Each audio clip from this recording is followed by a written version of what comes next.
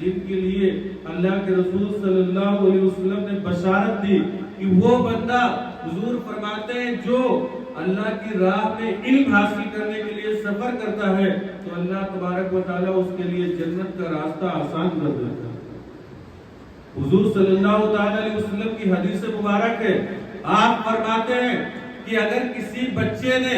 علم حاصل کرنے کے لیے کسی جگہ کا سفر کیا، یا آپ سب اس مدرسے اپنے گاؤں سے چل کے جتنی دوری طے کرتے ہیں اور آتے ہیں، حضور فرماتے ہیں کہ اللہ تبارک و تعالیٰ آپ کے آنے کی وجہ سے آپ سب کے لیے جنت کا راستہ آسان کر دیتا ہے۔ اور ایک حدیث پاک میں ہے کہ اگر کوئی طالب علم، کوئی بچہ گھر سے پڑھنے کے لیے نکلا اور راستے میں خدا نہ خواستہ اس کا انتقال ہو گیا تو اللہ تبارک و تعالیٰ اسے ڈائریکٹ جنت میں داخل کرے۔ اور آپ سب بچے اتنے خوش نصیب ہیں، اتنے خوش بخت ہیں، اتنے قسمت والے ہیں کہ حضور تاجدار دو عالم صلی اللہ علیہ وسلم ارشاد فرماتے ہیں کہ ایک بچہ جب وہ گھر سے نکلتا ہے مدرسے کو علم حاصل کرنے کے لیے، قرآن اور حدیث کا علم سیکھنے کے لیے، حضور فرماتے ہیں کہ وہ غریب بچہ چاہے کتنا ہی غریب کیوں نہ ہو، اس کے بدن پہ پھٹا ہوا لباس کیوں نہ ہو، اس کے پیر میں ٹوٹی ہوئی چپل کیوں نہ ہو، اس کا کپڑا گندا اور گدیلا کیوں نہ ہو، حضور فرماتے ہیں کہ وہ بچہ جو علم دین کو حاصل کرنے کے لیے گھر سے نکل رہا ہے، وہ جب مدرسے کی طرف آ رہا ہوتا ہے تو اللہ تبارک و تعالیٰ اتنا خوش ہوتا ہے اس بچے سے کہ اس بچے کو خوش کرنے کے لیے فرشتے اپنے پروں کو اس کے قدموں کے نیچے بچھا دیا کرتے ہیں۔ یعنی آپ وہ خوش نصیب لوگ ہیں۔ آپ کے گاؤں میں بہت سے لوگ ہوں گے،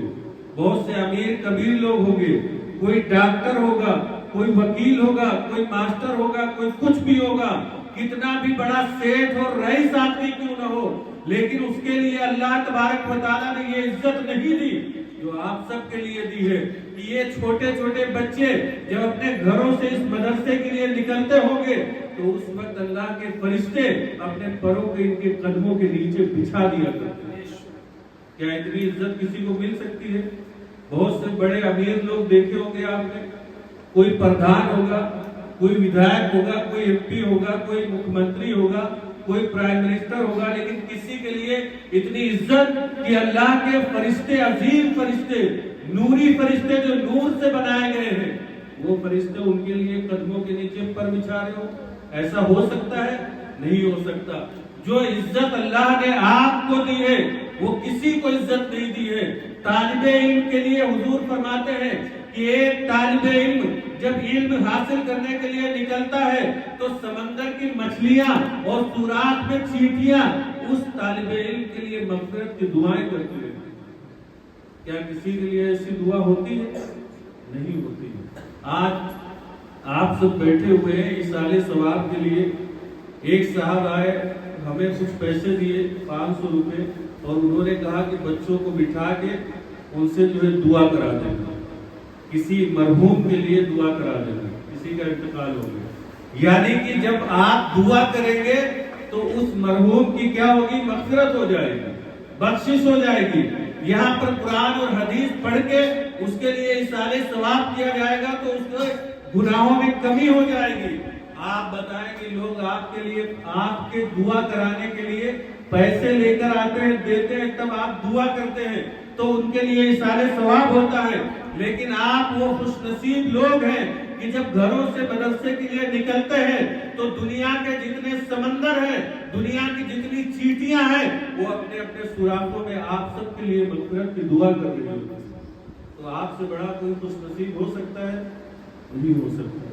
حضور صلی اللہ تعالی علیہ وسلم نے آپ سب کو جو عزت دی وہ کسی کو نہیں دی۔ ایک طالب علم کا جو مقام ہوتا ہے وہ دنیا کا کوئی غیر طالب علم اس مقام کو حاصل نہیں کر سکتا۔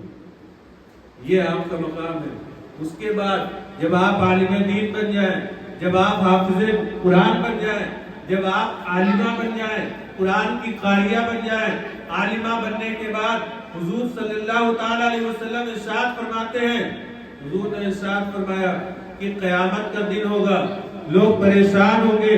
لوگ پریشانی کے عالم میں مبتلا ہوں گے۔ قیامت کے دن نہ باپ بیٹے کے کام آئے گا، نہ بیٹا باپ کے کام آئے گا۔ اتنے لوگ اپنے اپنے آپ میں پریشان ہوں گے، کوئی کسی کے کام نہیں آئے گا۔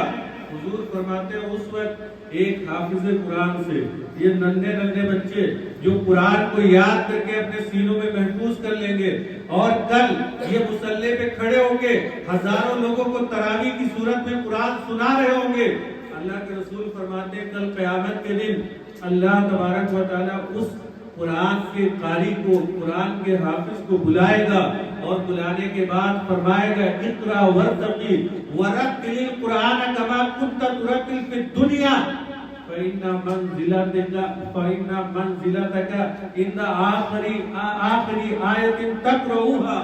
یعنی کہ کل قیامت کے دن ایک قرآن کے حافظ کو بلا کر اللہ یہ فرمائے گا اے حافظ قرآن تو قرآن کو پڑھتا جا اور جنت کے درجات کو طے کرتا جا، یعنی جنت کی بلندیوں کو طے کرتا جا۔ اور اللہ فرماتا ہے اے حافظ قرآن تو جیسے تراویح میں قرآن ٹھہر ٹھہر کے سناتا تھا، ایک قاری کی طرح لوگوں کے سامنے قرآن پڑھتا تھا، اللہ فرماتا ہے وَرَتِّلِ الْقُرْآنَ كَمَا كُنْتَ تُرَتِّلُ فِي الدُّنْيَا، یعنی اے حافظ قرآن آج تم میرے سامنے بھی قرآن کو ویسے ہی پڑھتا جا ٹھہر ٹھہر کے جیسے دنیا میں پڑھا کرتا تھا۔ کیوں؟ اللہ فرماتا ہے فَإِنَّ مَنزِلَتَكَ عِنْدَ آخِرِ آیَةٍ تَقْرَؤُهَا، کیونکہ آج تجھے اتنا بلند مقام ملنے والا ہے کہ قرآن کی تو آخری آیت جہاں پر پڑھے گا اللہ تبارک و تعالیٰ تجھے اتنی اونچی جنت عطا کر دے گا۔ آپ بتائیں کسی غیر حافظ کے لیے ایسی بات کی گئی نہیں کی گئی، یہ ایک حافظ قرآن کا پروٹوکول۔ اور حضور فرماتے ہیں جس نے قرآن کو پڑھا، قرآن کو سیکھا، من قرأ القرآن وعمل بها، حضور فرماتے ہیں البس والداه تاج یوم القیامت ذوہ احسن من ضوء الشمس، یعنی حضور فرماتے ہیں جس نے قرآن کو پڑھا اور قرآن میں جو حکم دیا گیا ہے اس حکم پر عمل بھی کیا،